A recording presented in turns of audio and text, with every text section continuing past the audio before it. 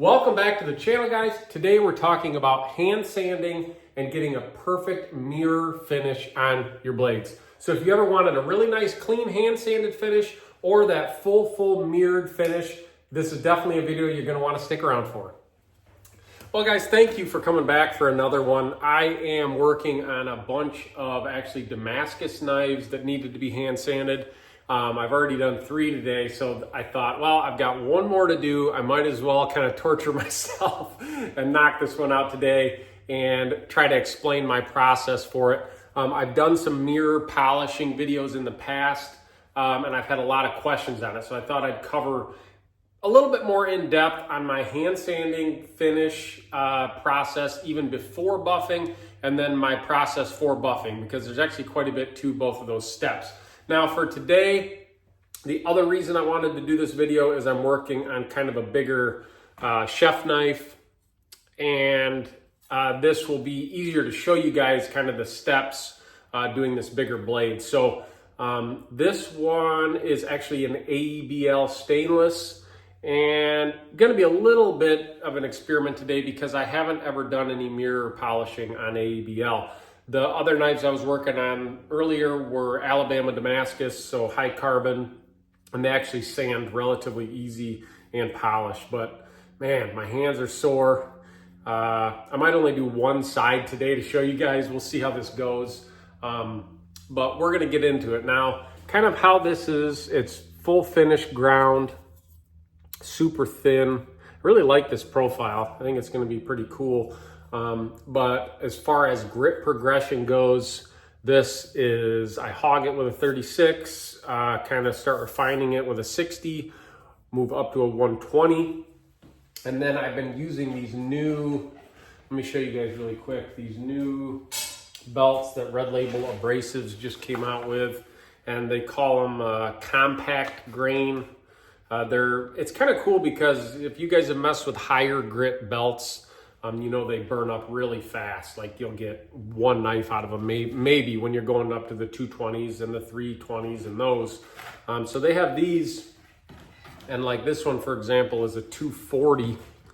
And you see this one's actually about worn out, but you can see it's got some super tall, kind of coarse looking grain. I guess it's basically just grain epoxied onto the belt or whatever. And it works good for heat, doesn't get as hot as fast, and it actually lasts a lot longer than the normal one. So this is a 240. So anyways, I went from a 120 to a 240, and then kind of a couple light passes with this one, which is a 320. Now I think they have these up to 800, and I haven't gone up that high with it yet. I thought I'd run this to 320 and kind of see what it looked like. So that's where this knife is at. Now we're jumping right over to hand sanding now. And I'll kind of switch the camera around, show you guys my process for that. All right, so we'll start on this side, and I'm gonna kind of clamp this down. And I try to keep the tip of this kind of away so when you're hand sanding, you don't accidentally jab yourself, which I've done a lot of times. So we're gonna kind of clamp this down on my station here. And like I said, this is at kind of that, I would say it's at a 320, which, you know, I did a couple light passes with that 320. So what I'm going to do is start at 220 on this with hand sanding. So I use the Rhino Wet sandpaper. It seems to work pretty good. And I use one of these little, I just made a little micarta squared up stick, and this keeps it really flat and keeps your finish really nice. So I want to show you guys really quick kind of what this looks like, and because obviously we have vertical scratch lines from the grinder in this, and when you start hand sanding horizontally, it really shows where you might have missed or kind of skipped a little spot that you still see a 60 grit scratch or something like that. It's like pretty much no matter how thorough you try to be, seems like I always still miss something. So if you make a few passes with the 220, and then I will kind of show you what this looks like in the camera so you can see what I'm talking about as far as the vertical grind lines. Right now we're just really bulk trying to see what this is looking like.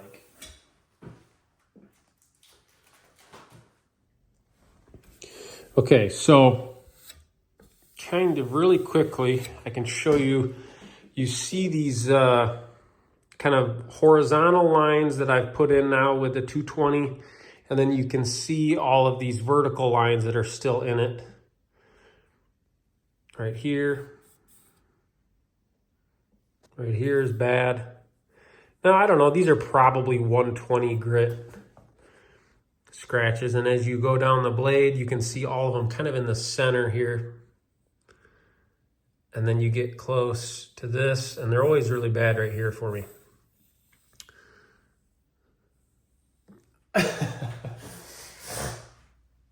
So what I like to do now, especially with a bigger blade like this, is kind of break it down into sections and get rid of those vertical, let's just call them 120 grit grind lines. So kind of starting probably at the tip, I'm gonna work all these out until all you're seeing is the horizontal 220 grit that I'm putting in now. So I'm gonna kind of work my way down the blade until I have all those out. And this definitely gets tedious, but I hate when you see somebody that does a mirror polish and you look at the blade and you see that, yeah, maybe it is mirror polish, but you still see these super aggressive grind lines in the blade. That's not a real mirror polish. So again, this part isn't super fun, but without it, the results are not very good. So I won't really bore you with this step. You guys kind of probably see what I do here. And I'm just focusing on getting those out. So however you do it, it doesn't really matter as far as it being perfectly clean or directional or whatever. Just try to get those grind lines out, and then we can bump up to the next grit. So I'm gonna get this knocked out, and I will check back in a few minutes.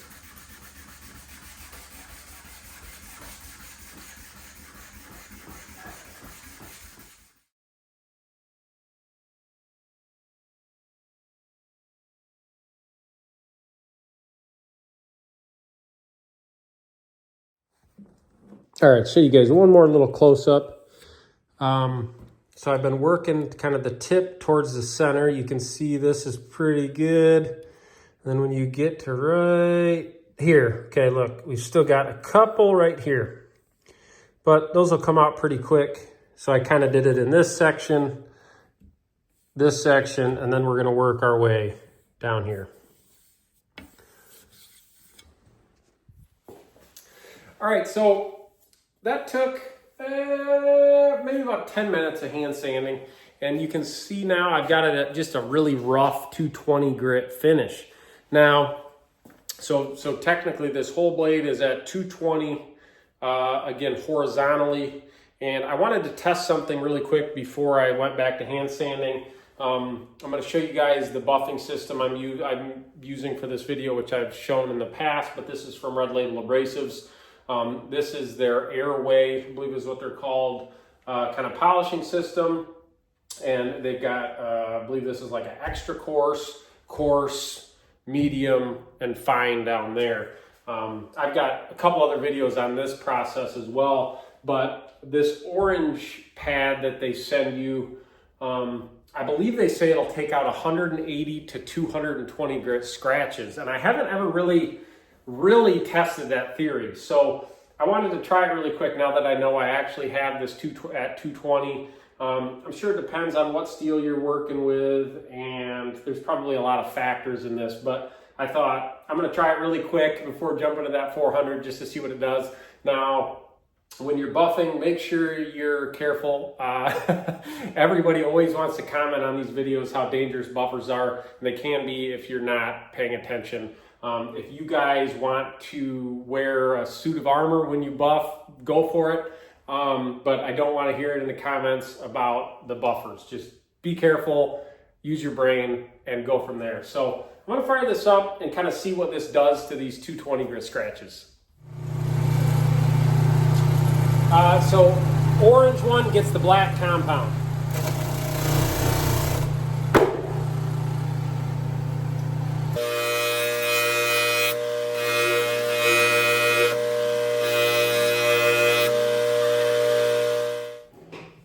All right, so I just quickly did that just to kind of see what it would do.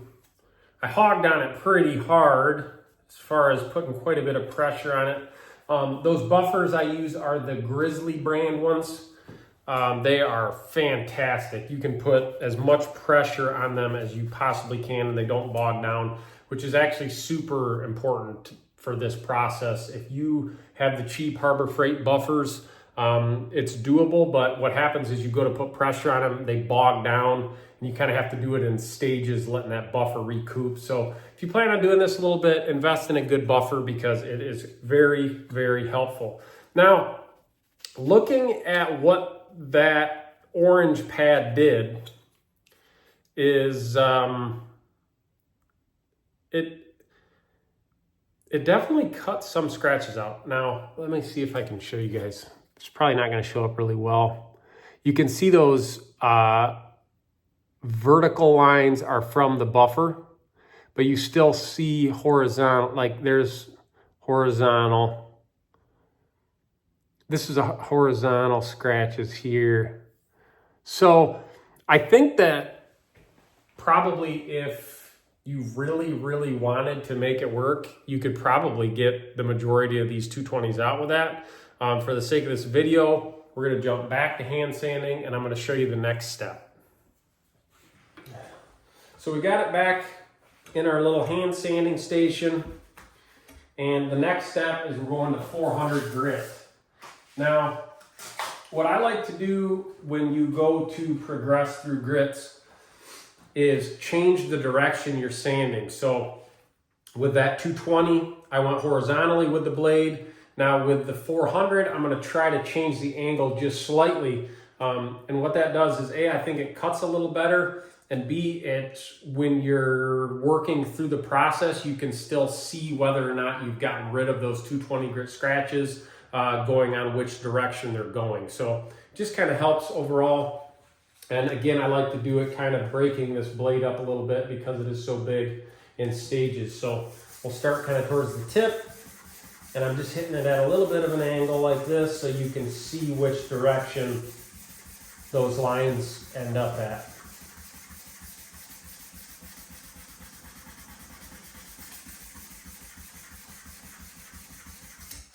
Now, I'm going to kind of work through this a little bit. You guys see the process here. And I will probably touch back in as soon as I have this 400 grit finished up. Don't rush this process. Take your time. Make sure you're getting rid of all of that previous grit scratch pattern. Okay, I think it's getting a little harder to show you guys now where this is at, but my nice rag. This is kind of at a 400. And you can see now my lines are going this way. Let's see if I can see any on the camera of the horizontal lines. I know I've got it pretty close right now.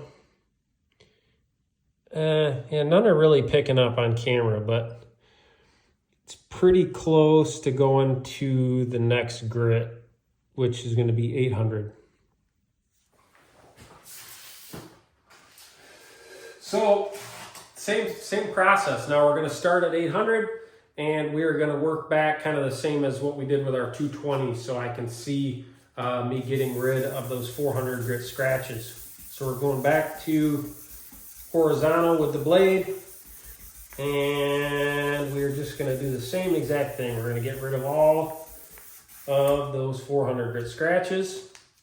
Then we're going to jump over to the buffer and see if this all worked out.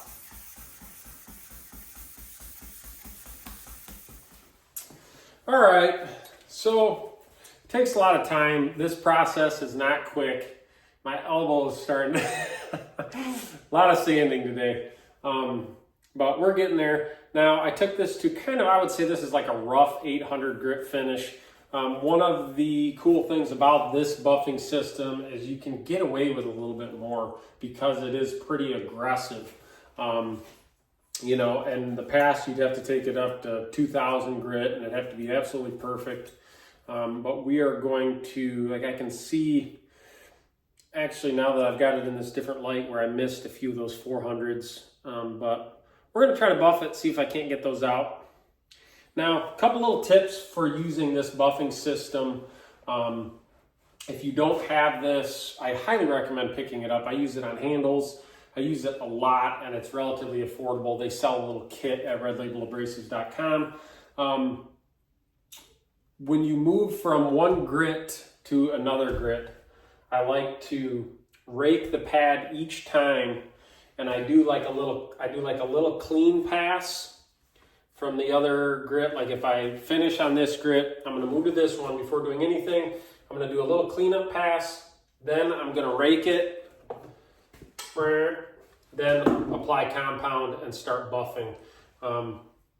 I think what that does is you don't want the compound from the previous buff to go into the next one, or else you're kind of going to fight the scratches.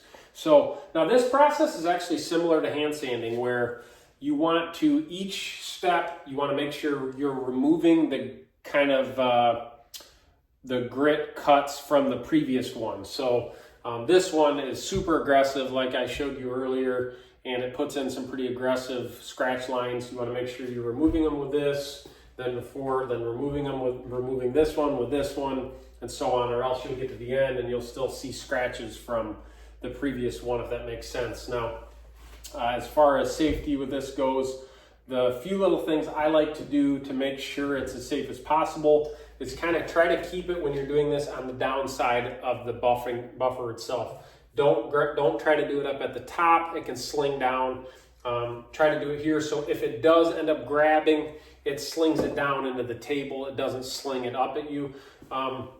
Another thing is try to always keep pressure like this when you're buffing, okay? So you'll see me buffing and I'll do like the lower half of this blade this way, and I'll work my way up, and then I'll flip it and do the top of the blade the same way, keeping downward pressure. Because that's another thing that happens is if you're trying to do this, it will catch the top edge and sling it away. You want to avoid that. So that's my little couple tips I've picked up. I'm going to, I don't know if I even need to use this one, because like I said, I see one little 400 that I missed. So I'll try to hog it off with this, and we'll work our way through the grits, and you'll kind of maybe I'll put a little time lapse up and you can kind of see the process here. It's pretty quick, and hopefully this turns out okay.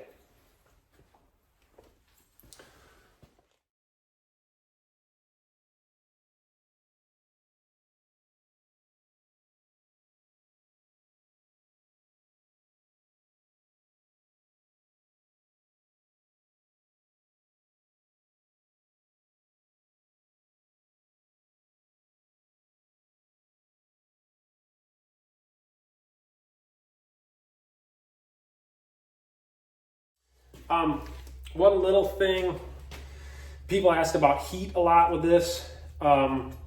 These more coarse ones do create a little bit of heat, especially when you're really bogging down on it. So if it gets to where it feels like it's getting a little hot to the touch, just go dunk it in water, cool it down really quick, and then get back at it. Now, what I'm doing right now is I put some pretty bad scratches in it with this one to get rid of those 400s that I said I missed. Now, I think I pretty much got them all out now. Sometimes it gets to where it's hard to tell until you go through the whole process, and then you start looking and see what you missed. This ABL seems to be a little challenging to get the finish right on it compared to some other steels. Not saying it's not doable, but it definitely is a little harder to buff. So I don't know, it's kind of hard to show where it's at, but you can see those scratches. I don't know. It's really hard to show now in the video, guys, on where it's at, but you can kind of see those aggressive scratches that orange wheel put in that we're going to continue to get out with the pink. So I'll just work through this. You guys see that process, I think, a little bit, and I'll show you kind of where it's at once I get through this, see if I got to go back and touch it up. But we're getting there.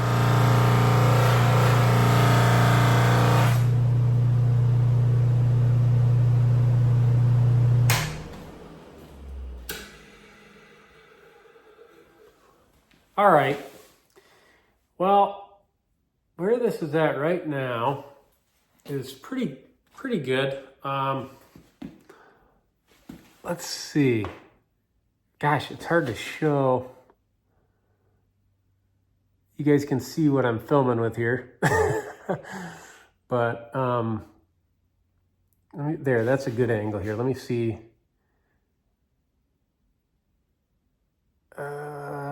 It's pretty darn close to good.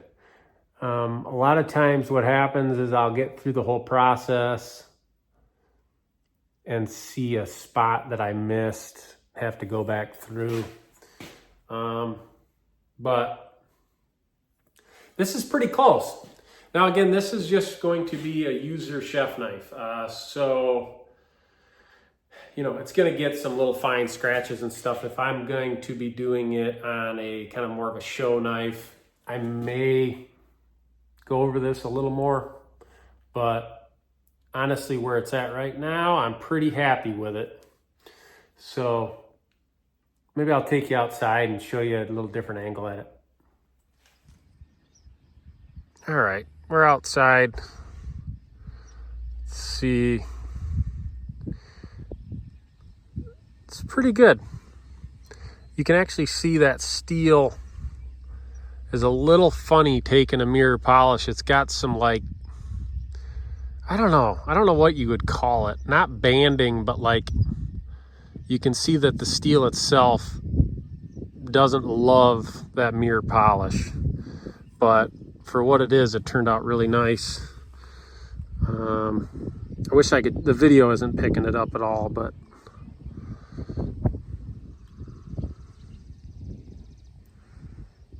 pretty good. Well, I think that's all I got in me for the day is this one side. So tomorrow I'll come out and get this other side finished and start prepping the handles for it. So hopefully I covered kind of all the steps of this process. If you have any questions, drop it in the comments below. I just had a lot of people ask about this, and I think I covered that as in-depth as possible. Hopefully, it turned out pretty good. I think it's going to be a cool little kitchen knife, and hopefully that helped you guys out. Everything I use in today's video will be posted in the links below. I'll put the buffers and the wheels and all that stuff in there. If this video helped you guys out and you want to help support the channel a little bit, go sign up for my Patreon. It's only $5 a month. And we've got a little chat thing where you can contact me directly, ask questions and stuff like that. So again, guys, like always, thank you for watching. I really appreciate it. And drop a comment, subscribe, all that stuff. And thanks again.